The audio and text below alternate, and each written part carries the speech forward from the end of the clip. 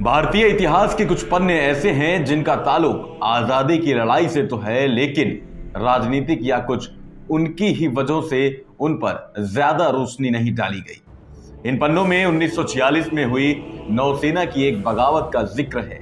इस बगावत से आजादी के राजनीतिक आंदोलन के समांतर एक अलग माहौल पैदा किया। इस माहौल ने अंग्रेजों को इतना खौफजदा कर दिया कि उन्होंने भारत को छोड़ने का फैसला जल्दी ले लिया।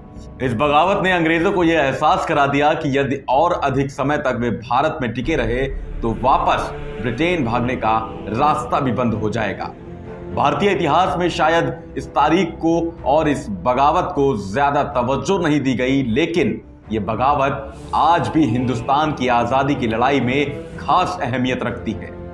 आज से 74 साल पहले 18 फरवरी 1946 को रॉयल इंडियन नेवी के सिग्नल्स प्रशिक्षण संस्थान INS तलवार के गैर कमीशन्ड अधिकारियों एवं सिपाहियों ने अपने खिलाफ हो रहे बुरे बर्ताव और खराब रखरखाव के मद्देनजर बगावत कर दी। इस बगावत में HMIS तलवार के कप्तान MF किंग की नस्लवादी टिप्पणी ने आग में घी का काम किया, जिससे बागी सिपाहियों ने और उग्र रुख अख्तियार कर लिया। इधर कांग्रेस के तमाम नेताओं और क्रांतिकारियों, जिसमें दादा भाई नौरोजी से लेकर बाल गंगाधर तिलक और महात्मा गांधी, जवाहरलाल नेहरू से लेकर सुभाष चंद्र बोस सहित तमाम दिग्गजों ने अपनी अपनी तरह से आंदोलन शुरू हुए। लेकिन इसी बीच जबकि देश 1942 में भारत छोड़ो आंदोलन का गर्मागर्म माहौल था, वहीं महज आजादी के एक साल पहले यानी कि 1946 में यह आंदोलन शुरू हुआ। मुंबई में रॉयल इंडियन नेवी के सैनिकों की हड़ताल के साथ इस विद्रोह की शुरुआत के साथ ही यह आंदोलन शुरू हुआ। यह विद्रोह 18 फरवरी 1946 को जहाजों और समुद्र से बाहर स्थित जल सेना के कई ठिकानों पर हुआ। यूं तो इस बगावत का आगाज मुंबई में हुआ था, लेकिन देखते देखते इसने कराची से लेकर कोलकाता और पूरे भारत को अपनी जद में ले लिया। नौसेना के सिग्नल्स प्रशिक्षण पोत INS तलवार पर हुए इस विद्रोह की असल वजह दरअसल सैनिकों को मिलने वाला खराब खाना था, जिसको लेकर सैनिकों ने आवाज उठाई, लेकिन अंग्रेज अधिकारियों ने उनकी इस आवाज को दबाने की कोशिश की। इसके अलावा अंग्रेज हुक्मरानों ने सैनिकों पर नस्लीय टिप्पणियां और अपमानजनक व्यवहार भी किया।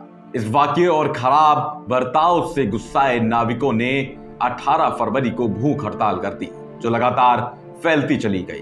अपनी मांगों को लेकर सैनिकों ने 19 फरवरी को एक हड़ताल कमेटी बनाई, जिसमें उन्होंने बेहतर खाने व गोरे और भारतीय नौसैनिकों के लिए समान वेतन, आजाद हिंद फौज के सिपाहियों सहित सभी राजनीतिक बंदियों की रिहाई तथा इंडोनेशिया से सैनिकों को वापस बुलाए जाने की मांग की। विद्रोही बेड़ों में कम्युनिस्ट पार्टी, कांग्रेस और मुस्लिम लीग के झंडे एक साथ फहराए गए। अंग्रेज महज 2 दिन के अंदर लगातार फैल रहे इस विद्रोह को दबाने के लिए तेजी से हरकत में आए। 20 फरवरी को बगावत को कुचलने के लिए सैनिक टुकड़ियां बंबई आ गईं। यकीनन अंग्रेज इस काम में सफल हुए और उसी दिन विद्रोही नाविक जहाजों पर लौट गए। शांतिपूर्ण तरीके से लौटने पर भी उनके साथ धोखा हुआ और अंग्रेजी सेना के गार्डों ने उन्हें घेर लिया। अगले दिन इस घटना का सभी नाविकों ने विरोध किया, जिससे इस बगावत ने युद्ध के हालात पैदा कर दिए। हालात इतने बदतर हो गए कि अंग्रेज अफसर एडमिरल गॉडफ्रे ने नौसेना को बमबारी कर नष्ट करने की धमकी दे दी।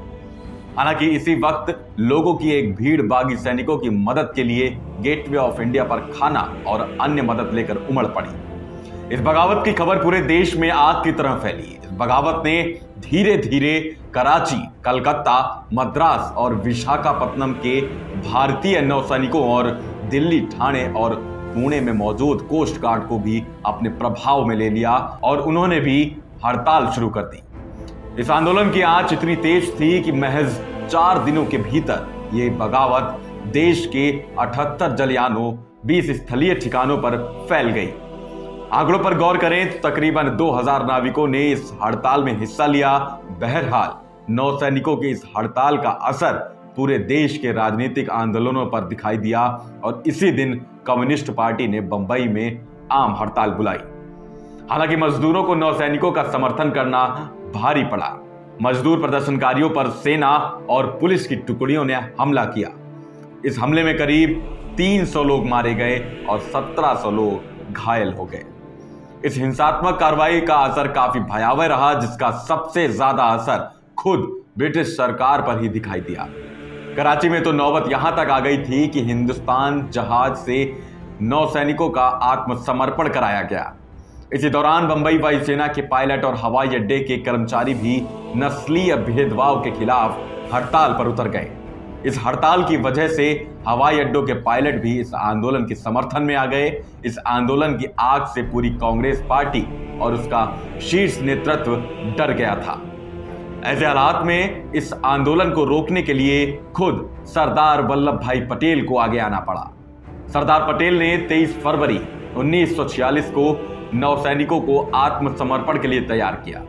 कई उतार चढ़ावों के बाद इस आंदोलन को फिलहाल दबा दिया गया।